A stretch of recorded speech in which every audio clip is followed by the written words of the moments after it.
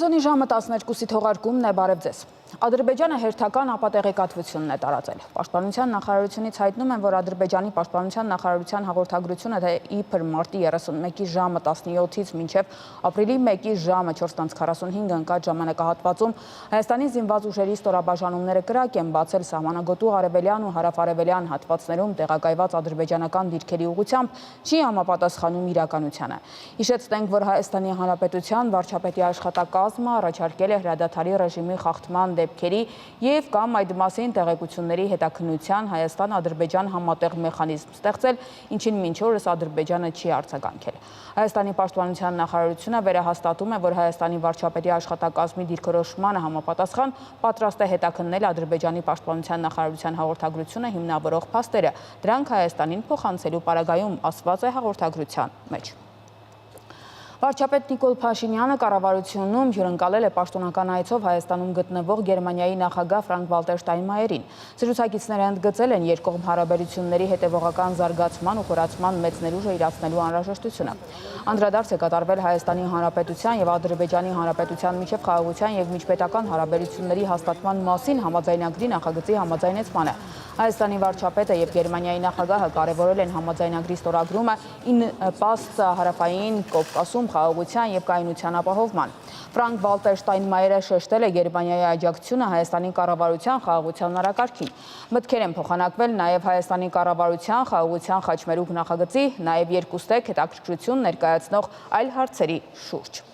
Գերմանիայի նախագահը երեկ նաև այցելել է Ծիծեռնակաբերդի հուշահամալիր հարգանքի տուրք մատուցել հայոց ցեղասպանության զոհերի հիշատակին, հանդիպել նախագահ Վահագն Խաչատուրյանի հետ։ Հայաստանի և Գերմանիայի նախագահները ընդլայնված կազմով հանդիպումից հետո հանդես է եկել մամուլի ասուլիսով։ Հանրապետության նախագահի նստավայրում տեղի ունեցավ պաշտոնական այցով Հայաստան ժամանած Գերմանիայի նախագահ Ֆրանկ-Վալտեր Շտայնմայերի դիմավորման պաշտոնական արարողությունը։ Զինվորական նվագախումբը հնչեցրեց Հայաստանի և Գերմանիայի պետական օրհներգերը։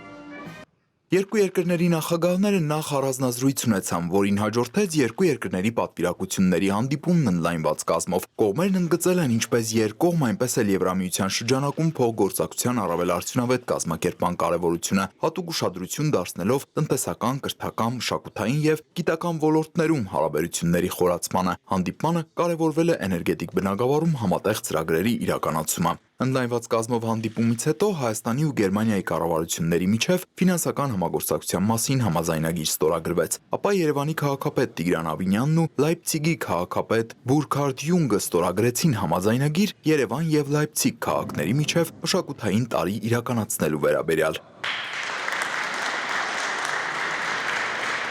Ապա Հայաստանի և Գերմանիայի նախագահները հանդես եկան ամփոփիչ մամուլի ասուլիսով, պատասխանելով նաև լրագրողների հարցերին։ Անդրադարձ են կատարել տարածաշրջանային զարգացումներին վերաբերող մի շարք հարցերի, շեշտելով առկա հակամարտությունների խաղաղ կարգավորման անհրաժեշտությունը, հիմնված միջազգային իրավունքի նորմերի և բոլոր երկրների կողմից միմյանց ինքնիշխանության, տարածքային ամբողջականության և իրավասարության սկզբունքների հարգման վրա։ Կարևորել ենք Հայաստանի և Ադրբեջանի միջև հարաբերությունների կարգավորման ուղղված ջանքերին Գերմանիայի կառավարության կողմից ցուցաբերած հետևողական աջակցությունը։ Սա Գերմանիայի նախագահի առաջին այցն է Երևան։ Շտայնմայերը տարածաշրջանում կլինի մինչև ապրիլի 2-ը, կայցելի նաև Ադրբեջան։ Գերմանիայի նախագահն անդրադառնալով Հայաստանի և Ադրբեջանի միջև խաղաղության համաձայնագրի դրույթների համաձայնեցմանը և այդ ուղղությամբ Երևանի իրականացրած քայլերին, հայտարարեց, որ Հայաստանի նախագահ Վահագն Խաչատուրյանի հետ քննարկումների ընթացքում ընդգծվել է, որ տարիների ընթացքում աշխարհը շատ է տուժել հակամարտություններից, ինչն արդյունավետ կառավարելն ավելի ու ավելի դժվար է դառնում։ Գերմանիայի նախագահի խոսքով կարևոր է, որ Հայաստանն ու Ադրբեջանը հակամարտության լուծման համար կատարեն վերջին քայլերը, որոնք ուղղված են խաղաղության հաստատմանը։ Բոլորս վկա ենք, որ Հայաստանը վերջին շաբաթների ընթացքում իրեն շատ կառուցողական է դրսևորել։ Խաղաղության համաձայնագրում այլևս բաց հարցեր չկան եւ այլևս ոչինչ չի խանգարում, որպեսզի այն ստորագրվի, վավերացվի եւ իրագործվի։ Հայաստանը որոշումներ է կայացրել, որոնք հանգեցրել են խաղաղության համաձայնագրի հնարավոր դառնալուն, եւ այժմ Ադրբեջանում պետք է բոլոր հնարավոր թերահավատությունները վերացնել։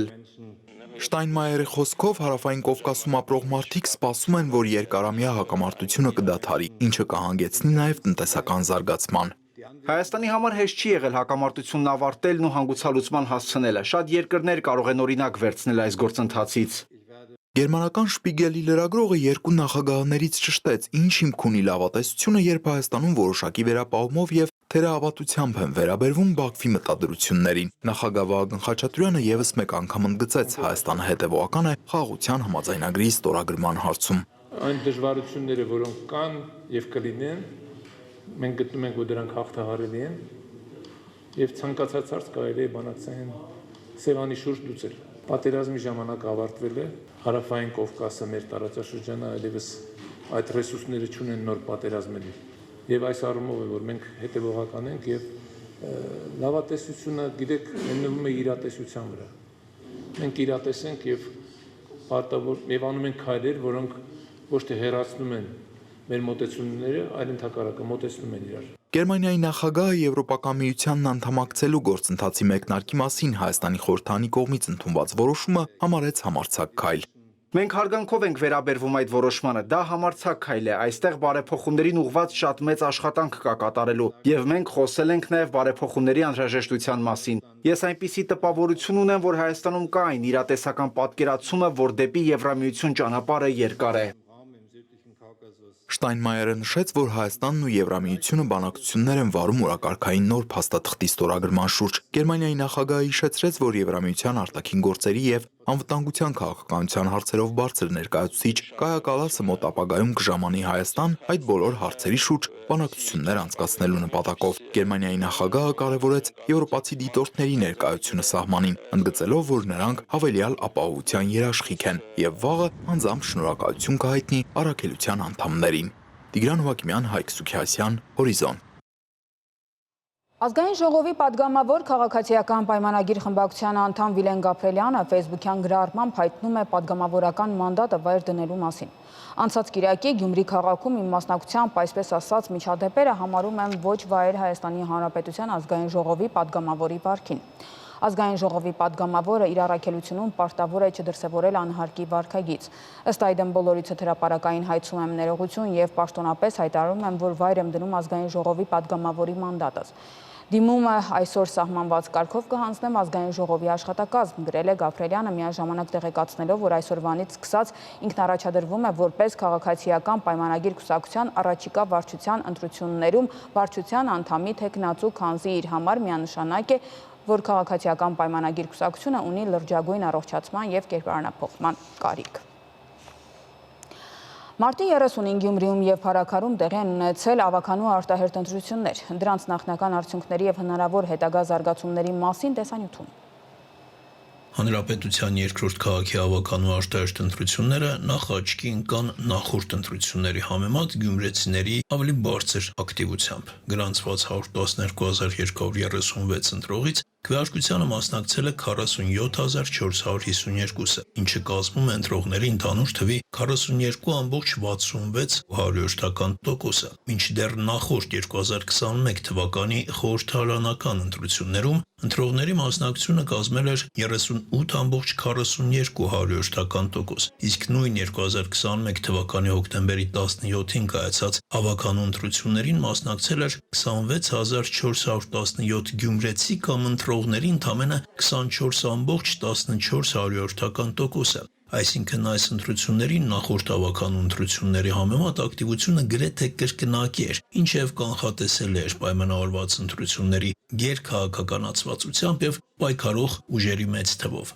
Այնուամենայնիվ, նույնիսկ այդ կրկնակի աճով գյումրեցիների կեսից ավելին դարձյալ չգնաց քվեարկության։ Հիշեցնենք, որ 2021-ի ընտրություններում առաջին տեղը զբաղեցրեց Բալասանյան դաշինքը 14 մանդատով, քաղաքացիական պայմանագիրը ստացավ 11 մանդատ, Գյումրի ավականին 33 հոգուց է բաղկացած, մյուս 8 մանդատները 4-2-2 համեմատությամբ իրար մեջ բաժանեցին Զարթոնք, Հանրապետական եւ Ապրելու երկիր կուսակցությունները։ Քաղաքացիական պայմանագիրն ու Բալասանյան դաշինքը համագործակցության հուշագիր կազմեցին, կամ ըստ էության կոալիցիա եւ քաղաքապետ դարձավ Բալասանյան դաշինքի ներկայացուցիչը։ Հետագայում քաղաքացիական պայմանագիրը միակողմանիորեն խզեց հուշագիրը, հայտնի զարգացումներից հետո քաղաքը մնաց առանց քաղաքապետի։ Ժամանակավոր քաղաքապետ ընտրվեց Սարիկ Մինասյանը։ Բոլորովին այլ իրավիճակ էր ստեղծվել արդեն այս ընտրությունների ժամանակ։ 9 քաղաքական ուժերից 8-ը ըստ էության որպես ընդդիմադիր էին ներկայանում գործող իշխանություններին։